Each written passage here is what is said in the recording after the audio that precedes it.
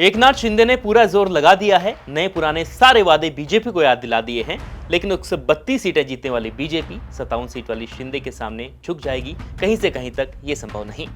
लेकिन अपनी बात पर अड़े शिंदे कहां पूरा खेल खराब कर सकते हैं, आइए आपको समझाते हैं।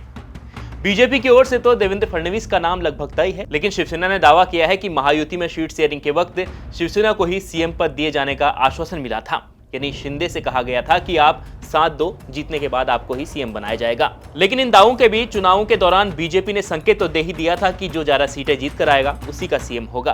बीजेपी ज्यादा सीटों पर चुनाव लड़ रही थी और वह जीत भी गई, लेकिन शिंदे की सेना नाराज है। महायुति की जीत पर भी शिंदे के चेहरे पर निराशा नजर आ रही थी, जिसके बाद शिवसेना ने यह भी साफ कह दिया है कि एकनाथ शिंदे डिप्यूटी सीएम का पद स्वीकार नहीं करेंगे।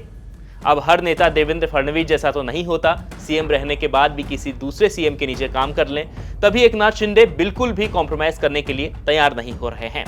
अब शिंदे की सेना क्या कह रही है, आइए आपको पूरी बात बताते हैं।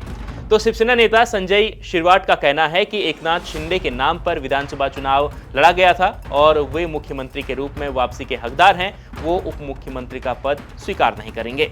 वहीं शिवसेना के शीर्ष सूत्रों ने दावा किया है कि महाराष्ट्र विधानसभा चुनाव से पहले यह तय हुआ था कि अगर महायुति को बहुमत मिलता है तो शिवसेना का मुख्यमंत्री होगा, उन्हें मुख्यमंत्री दिया जाएगा। और यह भी दावा किया जा रहा कि उस वक्त बात हुई थी कि कौन कितनी सीटों पर लड़ता है ये मायने नहीं रखता, अगर नतीजे महायुति के पक्ष में आते हैं, बहुमत महायुति को मिलता है तो शिंदे ही मुख्यमंत्री बनेंगे।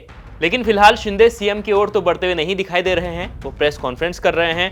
अब वो महायुति छोड़ देंगे या कोई दूसरा कदम उठाएंगे, इसके लिए थोड़ा सा भी इंतजार करना बाकी है। बाकी जो सीएम को लेकर बीजेपी में जो खींचतान है वो लगातार चल रही है। भारतीय जनता पार्टी का सीएम होगा तो कौन होगा, ये भी लगातार बीजेपी इस पर मंथन कर रही है। दिल्ली में लगातार इसे लेकर मंथन जारी है। अब देखिए कि बीजेपी का सीएम कौन होता है और शिंदे क्या स्टेप उठाते हैं, क्या शिंदे कुछ काम बिगाड़ते हैं या सुधारते हैं, ये देखने के लिए थोड़ा और इंतजार करना होगा। देखते रहिए इंडिया.com, पल पल की अपडेट हम आपको देते रहेंगे।